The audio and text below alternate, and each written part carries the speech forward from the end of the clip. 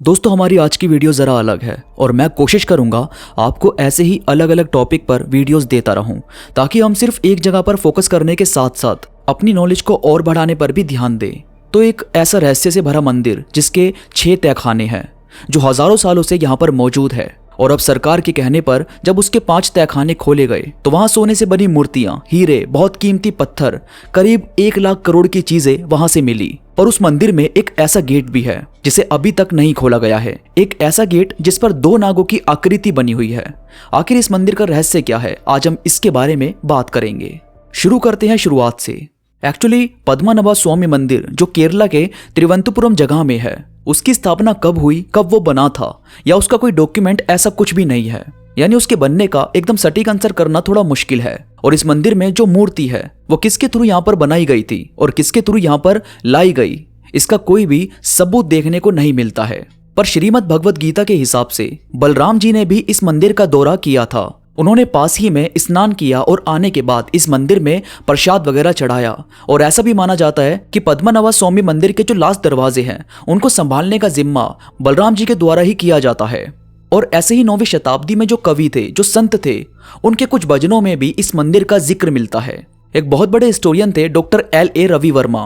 उनका यह मानना था कि इस मंदिर को कलयुग के पहले दिन बनाया गया है। अब अगर एक कंप्लीट स्टोरी की बात करें जो अक्सर लोगों के थ्रू बताई जाती है तो वो ये है कि दिवाकर मुनि नाम के एक बहुत बड़े महान संत थे जो बहुत बड़े विष्णु भगवान के भक्त थे। वो घंटों मेडिटेशन करते थे इसलिए कि वो भगवान विष्णु का विराट रूप अपने ध्यान के माध्यम से देख सकें। पर उन्हें कुछ दिनों से एक बच्चा बहुत परेशान करता था। शुरू में वो उस बच्चे को नजरअंदाज करते थे, पर एक दिन उस बच्चे ने शालिग्राम का पत्थर उठाकर अपने मुंह में रख लिया। ये उन्हीं पत्थरों में से एक पत्थर था जिनकी वो ऋषि पूजा करते थे। अब जब ऋषि ने ये सब देखा तो उन्हें बहुत ज्यादा गुस्सा आया। वो जैसे ही उस बच्चे को पकड़ते हैं तभी वो बच्चा कहता है कि मैं तुम्हें अनंत काड़ू में मिलूंगा, और ऐसा बोलते ही वो बच्चा वहां से गायब हो जाता है। और फिर ऋषि बहुत शौक होते हैं कि आखिर वो बच्चा कौन था। कहीं ना कहीं उन्हें यह एहसास हो गया था कि उन्हें जो चाहिए वो अनंत काड़ू में ही है। और फिर वो अनंत काड़ू की तलाश में निकल पड़े।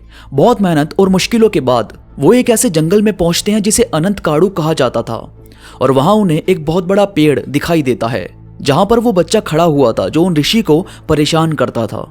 और फिर ऋषि ने देखा कि वो बच्चा उस पेड़ के अंदर चला गया, जिसके बाद वो पेड़ जमीन पर गिर पड़ा। और पेड़ के गिरते ही वहां भगवान विष्णु का एक बहुत बड़ा विराट रूप निकल कर आया।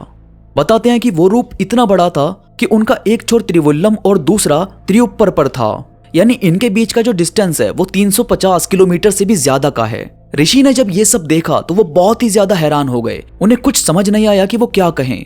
उन्होंने कहा कि भगवान आप थोड़े छोटे हो जाइए, मैं आपको देखना चाहता हूँ, मैं आपकी सेवा करना चाहता हूँ। इसके बाद भगवान ने खुद को फिर से एक नॉर्मल रूप में डाल दिया।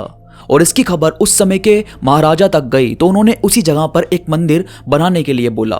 और यह भी कहा जाता है कि पद्मनाभ स्वामी जी की जो मूर्ति है उसके अंदर का अंदरूनी हिस्सा उसी पेड़ की लकड़ी से बनाया गया था जो पेड़ उस जगह पर गिर गया था। और फिर धीरे धीरे वो मंदिर रेनोवेट होता गया।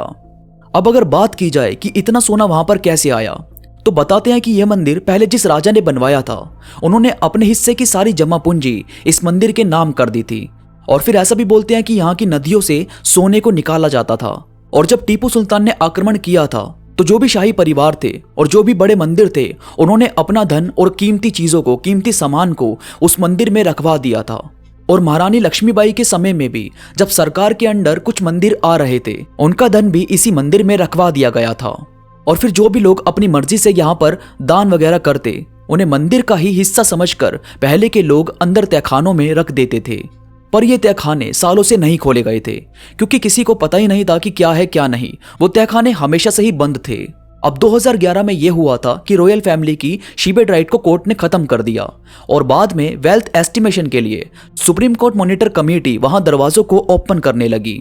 वहां टोटल 6 दरवाजे थे जिनमें से अभी 5 को ही खोला गया। और इन्हीं 5 में से स्टोन्स का भंडार, जो बेशकीमती स्टोन्स होते हैं, हीरे, सोने की मूर्तियां, सोने की जंजीरें और हजारों साल पुराने सिक्के और ऐसे जेवर जिनकी आज की कीमत लोगों के होश उड़ा के रख दे। वहां ऐसे बैग मौजूद हैं जिनके अंदर सोने की चीजें हैं और जिनका वजन 800 किलो से भी ज्यादा है। और ऐसे ही जब सब देखा गया तो सामने आया कि ये सब 1 लाख करोड़ से भी ज्यादा का है। और ये सिर्फ उस चीज की वैल्यू है जो वहां पर मौजूद है, यानी सिर्फ उनके वेट के हिसाब से। अब उसकी कारीगरी देखोगे, उसे ठीक से मोल भाव करोगे तो पता नहीं कितनी गुना अभी और कीमत इसकी बढ़ जाएगी। अब इसी के ऊपर बहुत बहस हुई और उस खजाने को बहुत देखा गया, उसकी रिसर्च की गई और इसी सब के चलते 2020 में सुप्रीम कोर्ट ने वापस रॉयल फैमिली को ही उस मंदिर को सौंप दिया और साथ ही उस मंदिर की संपत्ति को हाइड रखने के लिए और संभालने का आदेश दिया गया। और फिर उस मंदिर में 6 दरवाजों में से जो 5 दरवाजे खोल दिए गए थे, उन्हीं में से एक दरवाजे को अभी तक नहीं खोला गया है। बताया जाता है कि रॉयल फैमिली के लोग और कुछ श्रद्धालु उस दरवाजे को खोलने के खिलाफ थे। उस दरवाजे पर कुछ सांप की आकृति बनी हुई है जो बताते हैं कि वो एक डेंजर साइन है और ऐसा भी बोला जाता है कि उस दरवाजे को बिना मंत्रों के या बिना पूजा किए नहीं खोला जा सकता। पर एक विनोद राय नाम के एक शख्स ने अपनी एक रिपोर्ट में यह लिखा था कि वॉल्ट बी को 1990 से कई बार खोला जा चुका है और उसमें से कई कीमती सामान को निकाला भी गया है, पर इस बात का कोई भी सबूत नहीं मिलता कि इस बात में कितनी सच्चाई है। हालांकि इस चीज को नजरअंदाज नहीं किया जा सकता कि जहां सिर्फ नॉर्मल दिखने वाले दरवाजों में से इतने लाखों करोड़ों का सामान, हीरे जवाहरात मिल सकते हैं, तो जाहिर है एक अलग दिखने वाले दरवाजे में कुछ तो ऐसा शामिल होगा ही जो आम लोगों से अलग रखा जाता है। क्या पता उस दरवाजे में बाकी दरवाजों से भी ज्यादा कीमती और महंगा सामान मौजूद हो, या क्या पता वहां कुछ ऐसी किताब या दस्तावेज हो जो कोई नहीं चाहता कि यूं ही किसी के भी हाथ लग जाएं। वैसे आपको क्या लगता है वॉल्ट बी के अंदर क्या मौजूद है? मुझे कमेंट्स में जरूर बताना। और ये थी हमारी आज की वीडियो जो हमारे बाकी टॉपिक से बिल्कुल अलग थी। आई होप आपको पसंद आई होगी। मैं चाहता हूँ आपके सामने ऐसी भी वीडियोस लेकर आऊं जिससे आपको कुछ नया और कुछ अच्छा हमेशा सीखने को मिलता रहे। अगर आप भी चाहते हैं कि मैं अलग अलग टॉपिक पर वीडियोस लेकर आऊं तो मुझे कमेंट्स में जरूर बताना। इसके साथ ही मेरे साथ इंस्टाग्राम पर अभी कनेक्ट हो जाओ। इंस्टाग्राम का लिंक नीचे डिस्क्रिप्शन में मौजूद है। इंस्टाग्राम पर मैं थॉट्स, कोट्स, रील्स अपलोड करता रहता हूं जो मुझे यकीन है कि आपको जरूर पसंद आएगी, तो प्लीज क्लिक करो और कनेक्ट हो जाओ। तो अभी के लिए बस इतना ही। मैं मिलूंगा आपसे नई वीडियो के साथ, तब तक के लिए धन्यवाद।